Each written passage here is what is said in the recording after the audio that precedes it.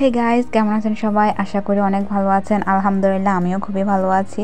আর আজকে আমি বসে পড়লাম ভর্তা রেডি করার জন্য। আসলে এটাকে আমরা গ্রাম অঞ্চলের ভাষায় বানান্না বলে থাকি।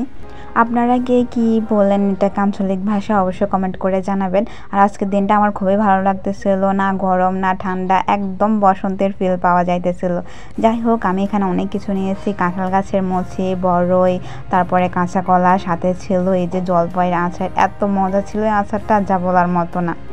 দেন আমি এক এক করে সবগুলাকে শিলপাটা ভালো করে ছেঁচে নিতেছিলাম। আসলে শিলপাটার মধ্যে এরকমভাবে ছেঁচে নিলে বানানা খেতে বা ভর্তা খেতে খুবই মজা লাগে। যাই হোক, এর সাথে কিন্তু আমি আবার একটা লেবু অ্যাড করেছিলাম। তারপর এটার সাথে একটা লেবু, ধনিয়া পাতা সবগুলোই আমি কুচি করে রেডি করে নিই। আর এটা মাখানোর আগে আমি বসে বসে আচার খাইতেছিলাম। আসলে আচার দেখলে আমি জিভ সামলায় রাখতে পারি না। গাইজ, আমি দুপুরবেলা খাইছি, কিন্তু এখন আমার এটা দেখে আবার জিভে জল চলে আসছে এটা খাওয়ার জন্য। আসলে কার কার এরকম বানায় বা ভর্তা খেতে ভালো লাগে অবশ্যই কমেন্ট করে জানাবেন। আমার মতো কে কে এরকম ভর্তা প্রেমী আছেন। তো যাই হোক, এখানে মরিচ দিয়ে সব কিছু রেডি করে আমি মাখাই নিয়েছিলাম খুব ভালোভাবে। দেন মাখানো শেষ হওয়ার পর সবাই মিলে অনেক মজা করে খাইলাম, অনেক ভালো লাগছিল। আর কাদের এরকম বানানা মাখানো খাইতে ভালো লাগে অবশ্যই কমেন্ট করে জানাবেন। আজকের ভিডিও পর্যন্ত, সবাই ভালো থাকবেন। আল্লাহ হাফেজ।